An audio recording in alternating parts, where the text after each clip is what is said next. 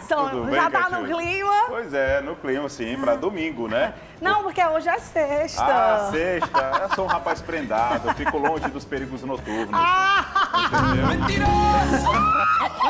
Para essas coisas ele tá esperto, né? Tá atento, né? Obrigado, verdade. Francisco. Você sempre me ajudando. Ele é Muito meu obrigado. parceiro. E aí, tudo bem? Tudo bem, mais ou menos, se o assunto for futebol, principalmente do que aconteceu ontem à noite com o Fortaleza, né? Na partida contra o Colo-Colo pela Libertadores.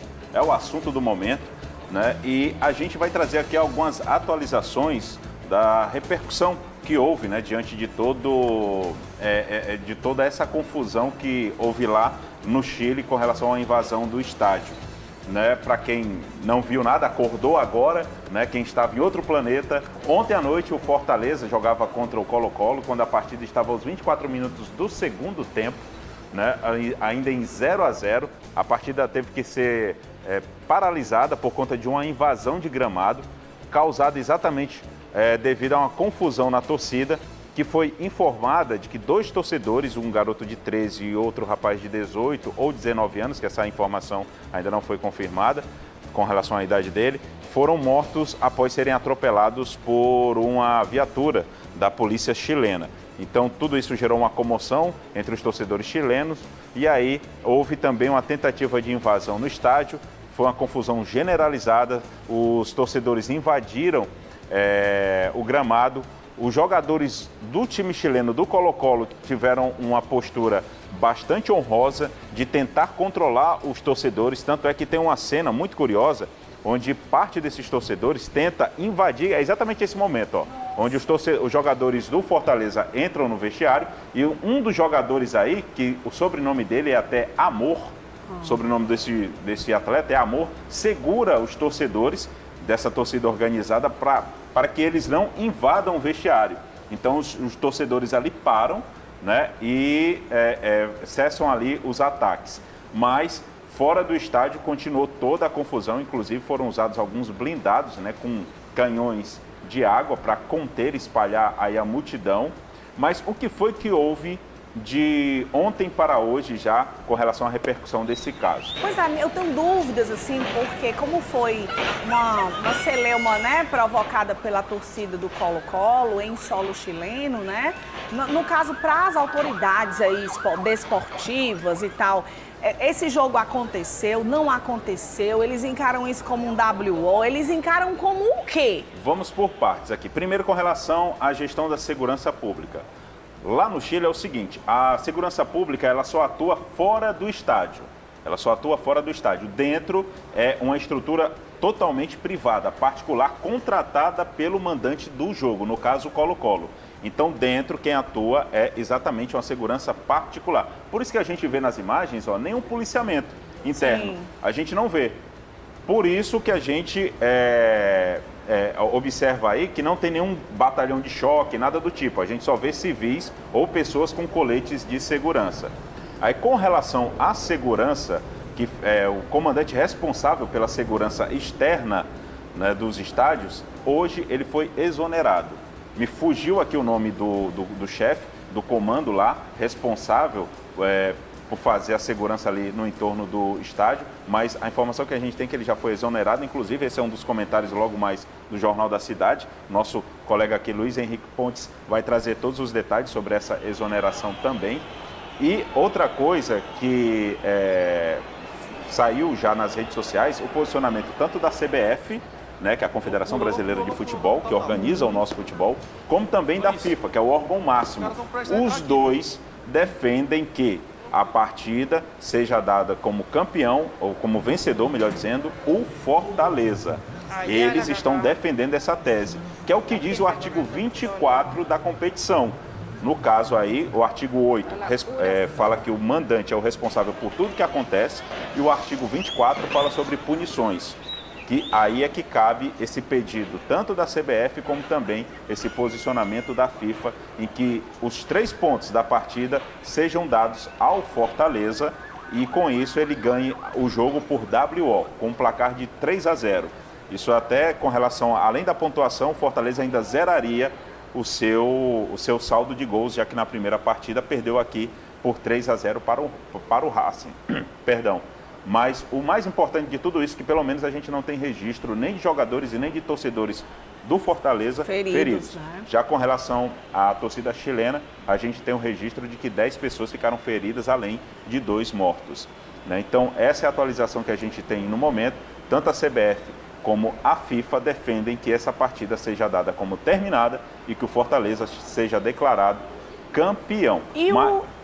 Desculpa, pegando aí esse seu raciocínio, a linha de raciocínio, né? E a Conmebol? Pois é, Diz a Conmebol, que é o órgão que organiza o futebol sul-americano. Pelo histórico da Conmebol, acho que dificilmente isso vai acontecer.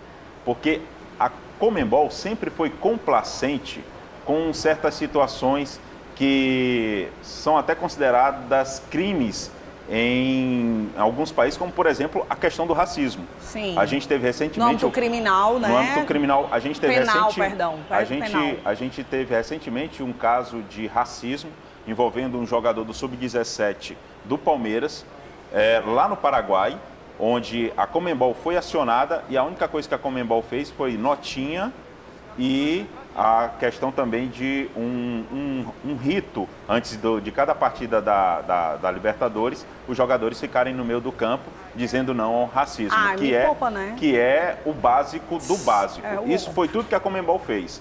Então, a Conmebol, pelo histórico dela, acho que dificilmente ela vai penalizar dessa forma o Colo-Colo, que, pela regra, teria até mesmo que ser excluído da competição. Acho que isso não vai acontecer. O que é que eu acho que vai acontecer? A Conmebol simplesmente vai dizer, olha, o restante da partida vai acontecer tal dia, tal local, e o Colo-Colo deve ser punido com campo neutro e portões fechados.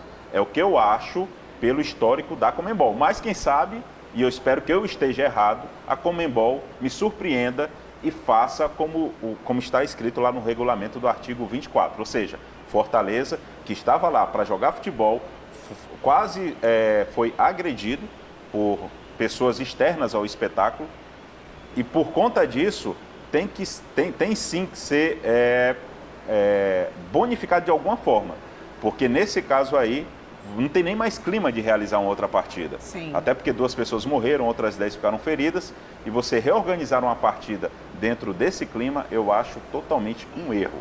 Mas é a Conmebol, vamos esperar. Bora pra frente. E domingo, Catiúza, né, teremos o jogão, como você falou, né, pelo Campeonato Brasileiro entre Fortaleza e Internacional. Partida que será transmitida com exclusividade pela TV Cidade, emissora Record no Ceará, a partir das 7h30 da noite, aqui na Arena Castelão. E a preocupação, né, com a segurança é importantíssima. Inclusive, vamos ouvir aí o capitão André Gaia, que traz detalhes de como será feito o policiamento na Arena. O planejamento da Polícia Militar é um planejamento integrado com as demais forças de segurança do Estado e do município. O nosso planejamento é dividido entre área interna e área externa. A área interna ficará sob responsabilidade do batalhão de choque, auxiliado pela segurança privada da Arena Castelão. Já a área externa ficará sob responsabilidade do CP Raio, auxiliado por outras forças de segurança, né?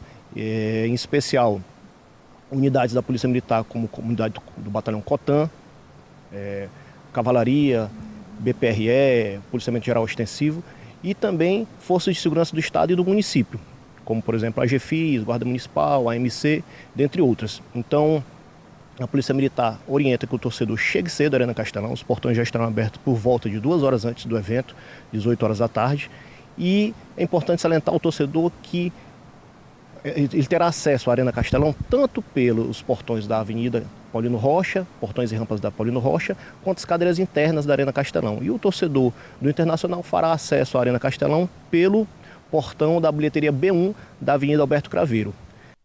E lembrando, né, Catiúza, que tem a questão do reconhecimento facial, então precisa fazer o seu cadastro ali junto ao sistema de segurança de reconhecimento facial, para que você possa ter acesso, como falou aí o capitão, levando aí o seu QR Code para que você possa assistir a esse espetáculo. E mudando de assunto, Catiúza, agora o Ceará está pronto para encarar o Juventude lá no Alfredo Jaconi. E o time vai de voo fretado. Quem detalha é Júnior Marquezine.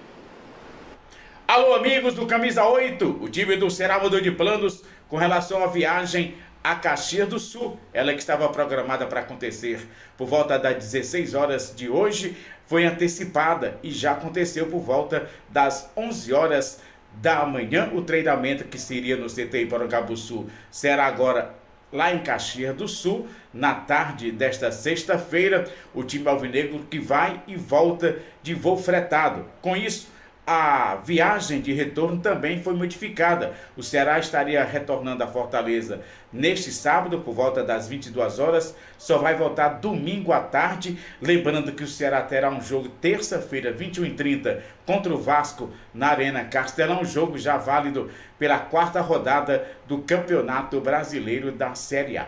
3 jogadores não viajaram, não seguiram com a delegação alvinegra a Caxias do Sul, dos quais 2 são titulares, o lateral esquerdo Matheus Bahia e o jogador de meio campo Lucas Mugni, e também o eventual substituto do Matheus Bahia, o lateral Nicolas. Até agora, de forma oficial, ninguém sabe qual foi o motivo ou quais foram os motivos desses jogadores não acompanharam a delegação alvinegra a Caxias do Sul. Especula-se que o motivo da não viagem desses 3 jogadores, lesão.